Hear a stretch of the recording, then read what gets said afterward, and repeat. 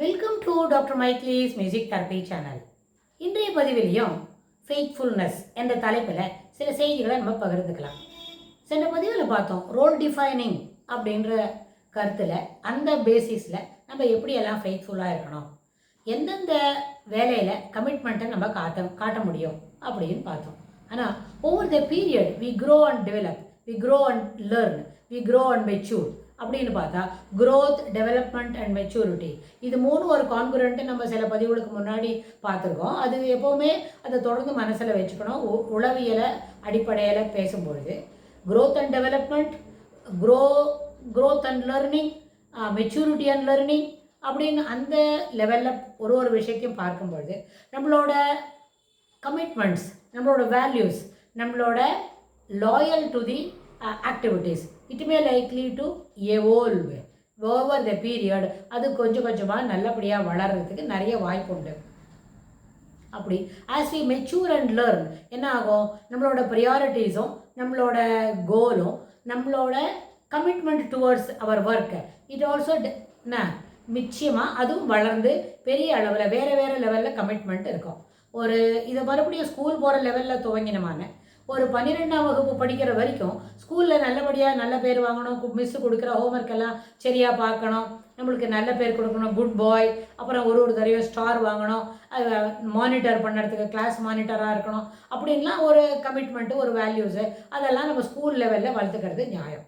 As we cross the adolescence cross பண்ணும்பொழுது என்ன ஆகும், அந்த ப்ரியாரிட்டிஸ்லாம் டீச்சர்லாம் ஒன்றும் பிரச்சனை இல்லை, நம்ம லெவலில் தான் நம்ம இருக்கணும்.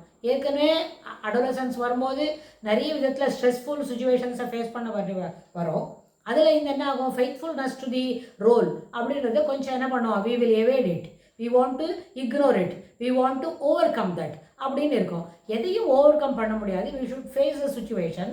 அப்படி இருக்கும்போது அந்த flexibility of the mind, adaptability of the situation, sincere attempt to learn things, sincere attempt to learn things வரும்போது அப்போ எப்போவுமே அந்த கமிட்மெண்ட் டு த ஸ்டடீஸ் இருக்கே அது வரும். இதெல்லாம் வகுப்பறையில் மறுபடியும் அடோலசன்ஸ் பீரியடில் நம்ம பார்க்குறது. ஆனால் இந்த அடோலசன்ஸ் தாண்டின பிறகு ஆஸ் வி க்ரோ எல்டர் அப்படின்னா நிச்சயமாக நம்மளோட maturity of the mind that plays a very vital role to express our commitments. ஏன்னா சில நேரத்தில் இதெல்லாம் எனக்கு வேணும், சென்ற பதிவில் பார்த்தோம் என்ன தேவையோ அதை நம்ம என்ன பண்ணணும், அதை பற்றி ஒரு ஸ்ட்ராங் சொல்லிட்டா போகிறோம். We need not go on என்ன பெஸ்டரிங் இன்டு இட், மேலும் மேலும் வேண்டும் என்று கேட்டுக்கொண்டே இருக்கும் பொழுது அது என்ன பண்ணாது, மெட்டீரியலைஸ் ஆகாது. அதுக்கு it takes extra time. Instant we give a strong note, ஒரே ஒரு வார்த்தையில் நிச்சயமாக omnipresent கிட்ட எனக்கு இதெல்லாம் வேணும், ஐ வாண்ட் டு என்ன go for a job and earn for my survival அப்படின்னா நிச்சயமாக that will be fulfilled at the apt time. இது ரொம்ப தெரியமான விஷயம். நிறைய பேருக்கு இந்த நம்பிக்கையை நம்ம வளர்த்துக்க முடியும். ஏன்னா நோ ஆக்ஷன் கோஸ் அன்நோட்டிஸ்ட், நோ ஆக்ஷன் கோஸ் அன்நோட்டிஸ்ட். என்ன வேலை செய்தாலும் எல்லாமே கண்காணிக்கப்படுகிறது. தெரிஞ்ச அளவிலையோ நம்மளோட அறிவு கெட்டின அளவிலையோ நம்ம அறிவுக்கு அப்பாற்பட்ட நிலையிலையோ இவை எல்லா செய்திகளும், எல்லா உடை பாவனைகளும் நடவடிக்கைகளும் கண்காணிக்கப்படுகிறது. If it is really good it will be documented in the right ledger. If it is not so, if it has to be achieved அப்படின்னா அந்த எஸ்யூ பண்ண வேண்டியதெல்லாம் வேறு ஒரு லெட்ஜரில் நோட் பண்ணி வச்சுருக்கோம்.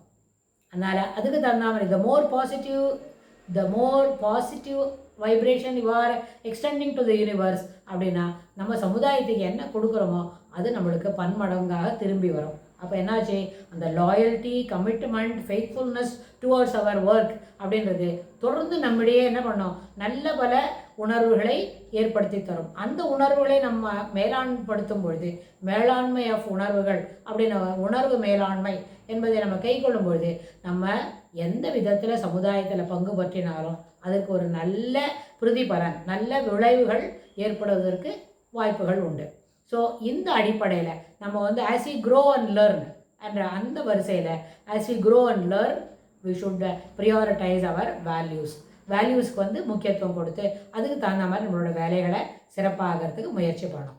அப்புறம் வளர்ந்துட்டோம், as we grow and mature என்ன ஆகும்னா அடாப்டபிலிட்டி த சுச்சுவேஷன் என்ன ஆகும், அதுவும் மெச்சூர்டாக இருக்கும். எந்த இது எனக்கு முடியாதுப்பா, இதெல்லாம் செய்ய மாட்டோம்பா அப்படின்னு சொல்ல முடியாது. நம்ம என்ன செய்யணும், அந்த இடத்துக்கு தகுந்த மாதிரி நம்மளுடைய பாவனைகளை மாற்றிக்கொண்டு அந்த நிகழ்வுகளை நடத்தி முடிக்கணும். அப்புறம் எந்த ரோல் எடுத்துட்டாலும் அதில் ஒரு சின்சியர்னஸ் இருக்கணும். அப்புறம் ஓப்பன்லி கமிட்மெண்ட், கமிட்மெண்ட் தெரியுமா, ஓப்பன் கமிட்மெண்ட் இருக்கணும். நான் இதெல்லாம் செய்து தரேன், இதெல்லாம் கண்டிப்பாக முடிக்கிறேன், உங்களை வந்து these are all the things I shall ready to give my support அப்படின்றதெல்லாம் நம்ம ஓப்பனாக கமிட்மெண்ட் பண்ணிட்டா அந்த ஓப்பன் கமிட்மெண்ட், ஓப்பன் கான்வர்சேஷன் என்ன ஆகும்னா நிச்சயமாக that gives confidence to the supporter. நீங்கள் யாருக்கு நம்ம கொடுக்குறோமோ நம்மளுக்கும் அது ஒரு நல்ல நம்பிக்கையை கொடுக்கும். நம்ம யாருக்கு இந்த வார்த்தைகளை சொல்லி அவங்களோட தன்னம்பிக்கையை நம்ம நிலைநிறுத்துகிறோமோ அவங்களுக்கு இது ஒரு நல்ல ஒரு ஊக்குவிக்கக்கூடிய வார்த்தைகளாக அமையும்.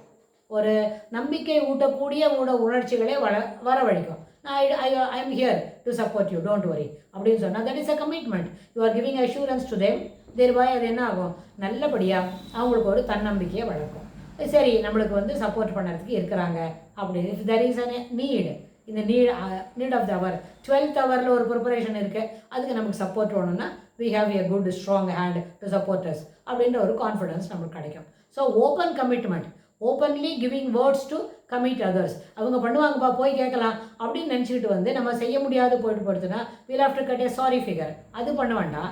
Instant we give openly committing our self to give support அப்படின்னு கமிட்மெண்ட்டை ஓப்பனாக சொல்கிறதுக்கு பழகலாம். அதே சமயத்தில் நம்மளோட personal health, mental health, physical health, அப்புறம் வந்து இன்னும் எதெல்லாம் கான்வர்சேஷன், அந்த அளவில் ஒரு உண்மையும் ரொபஸ்ட் ஹெல்த்தை நம்ம டெவலப் பண்ணால் that it self will boost our morale to do further things. ஏன்னா நம்மளுக்கு நல்ல ஸ்ட்ராங் மைண்ட் இருக்குது, பாடி இருக்குது, நல்ல உடம்புல போதுமான உடல் உறுதி இருக்குது. அந்த உடல் உறுதி இருக்கிறதுனால மேலும் மேலும் நம்ம என்ன பண்ணலாம், கமிட்மெண்ட்டை வளர்த்துக்கலாம். இன்னும் இதெல்லாம் செய்யலாம், அதெல்லாம் செய்யலாம், எல்லா வேலையும் செய்து கொடுக்கலாம். எல்லாருக்கும் நம்ம வந்து சௌரியமாக ஒரு நம்பிக்கை தூண் போல் இருக்க முடியும் அப்படின்ற ஒரு பெரிய மனசில் ஒரு கமிட்மெண்ட் இருக்கும். மறுபடியும் அந்த வேர்டை நம்ம உபயோகப்படுத்துகிறோம். ஏன்னு சொன்னால் இதில் ஒரு இன்னொரு அண்டர்லைங் பாயிண்ட் என்ன இருக்குது, the current of the conversation என்னென்னா, நம்மளுக்கு எல்லாராலையும் சப்போர்ட் பண்ண முடியுது, we have the ability to do that அப்படின்னா that itself give the positive energy. அது என்ன பண்ணும், பாடியில் அதுபோல் பாசிட்டிவ் எனர்ஜி இருக்கும்போது ஆக்சிடோசின் பாடியில் அதிகமான அளவுக்கு இருக்கும். அப்போ அந்த ஆக்சிடோசின் இருந்தால் நோய் எதிர்ப்பு சக்தி அதிகமாக இருக்கும். நோய் எதிர்ப்பு சக்தி இருந்தால் நம்மளுக்கு என்ன வரும், சுகக்கேடு அப்படின்ற வார்த்தையே இல்லை, சுகவீனம் என்கிற வார்த்தையும் இல்லை, எப்போவுமே சுகமாக இருக்கும் அப்படின்னு அந்த மனசளவு.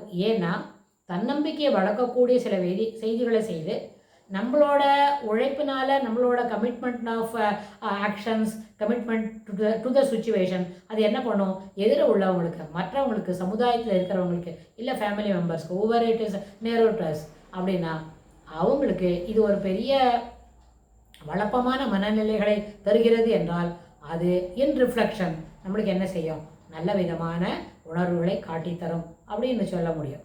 ஸோ இதெல்லாம் commitment towards our work, openly committing our self to support அப்படின்ற அந்த வார்த்தைக்கு இத்தனை பெரிய அளவில் நம்மளால் பொருள் புரிஞ்சிக்க முடியும் அப்படின்னு சொல்லி இந்த பதிவை நம்ம நிறைவு செய்கிறோம். இதுக்கு தொடர்புடைய செய்திகளை வரப்போகிற பகுதிகளிலும் பார்க்கலாம். தேங்க்ஸ் ஃபார் வாட்சிங்.